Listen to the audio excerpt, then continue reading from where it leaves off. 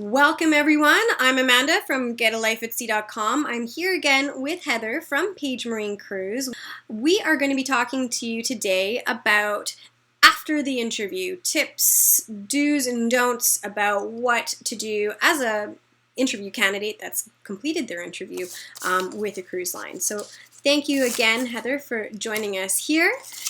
What are some things that you like to see a candidate do after they've had their interview? First thing, I've usually requested them to send some forms to me. After an interview, it's typical for me to send candidates that I'm interested in some information and forms that I need filled out. So get those back to me as quickly as possible in the formats that I've requested them to be sent to me in. Okay. And if I've asked for you to give us any updates on anything, make sure you've done that.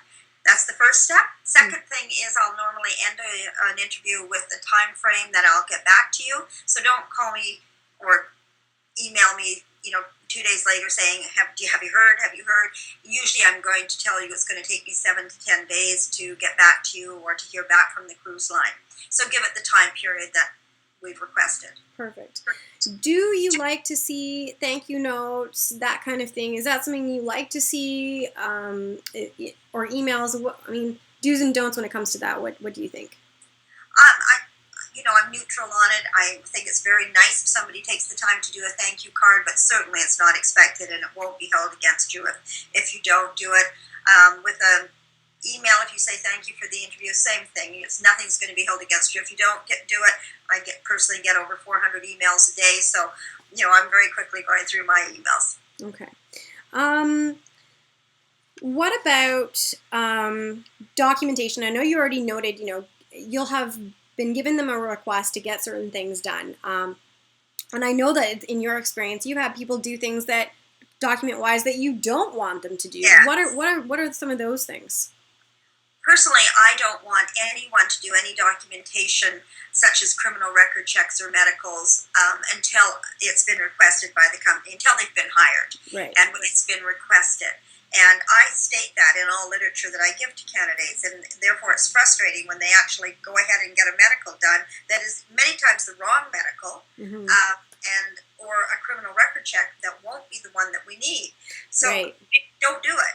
You might feel you're being proactive, but in fact you're doubling your cost for those items because they're not paid by the cruise line, and you may or may not get hired, and they aren't going to help you.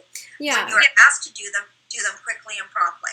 I think a lot of people kind of come on that as a stumbling block, especially people who are very, very keen. They have their interview, they feel that it went well. You as a recruiter feel that it went well. That's why you're asking them for certain additional documents to be filled out. But when it comes to documents that need to be paid for, I feel like sometimes those really keen people want to be proactive, as you said, and jump the gun on certain documents that haven't been requested for as of yet. So that's definitely something I think viewers really need to keep in mind. Do what's requested. Don't go overboard, excuse the pun, and do things that aren't requested, especially if they cost money until you've gotten your acceptance. Yes.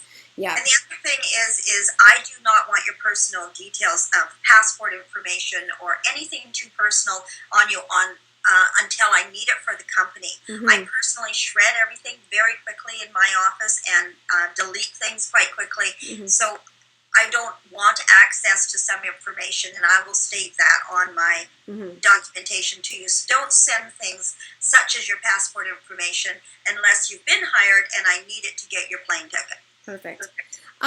Now, a lot of, we talked about, wait until you get accepted, How is that information coming to candidates? Are they getting a letter in the mail? How is that happening? Everything I do now, and I think by most cruise lines, is by email unless you're being interviewed in person, in which case I may give you hard copies. Okay.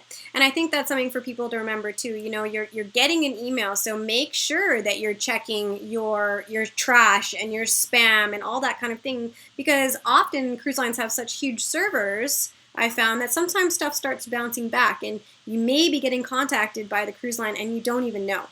That happens quite a bit. Yeah. So yes, it's probably a good idea to check with me that I've received documents from you as well. Now, this comes to a question to do with you as an authorized hiring partner or recruitment partner. you sort of are, during someone's first contract, are that initial touchstone for a candidate during the first contract process to get them on board. I know that when it comes to questions, who should people be contacting? Maybe they've already gotten a hire letter direct from the cruise line. If they have questions during the whole first contract process, should they be at that point contacting the cruise line, or should they be contacting you? At first, they should contact me, and if I don't have the answer for them, I will forward the email or direct them to who they need to go to to get that information directly at the company. But the company does, all the cruise lines that I work with, not just Princess, but others, do expect that we take care of the initial orientation and question answering. That's what they want us to do for them.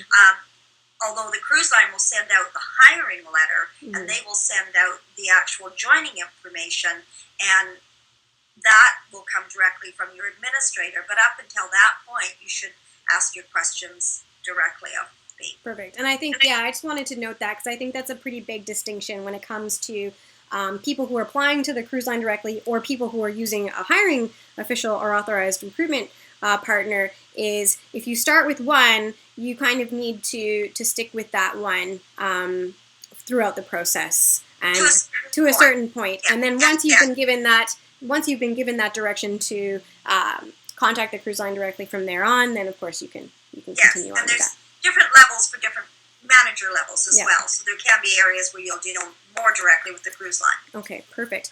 Well, I think all of this information is very, very helpful for my followers. Thank you so much again for taking the time to meet with us and give us all your great feedback. Again, if you would like more information about working on a cruise ship and all sorts of tips and tricks, please do check out my website at www.getalifeatsea. Thanks so much again for joining us.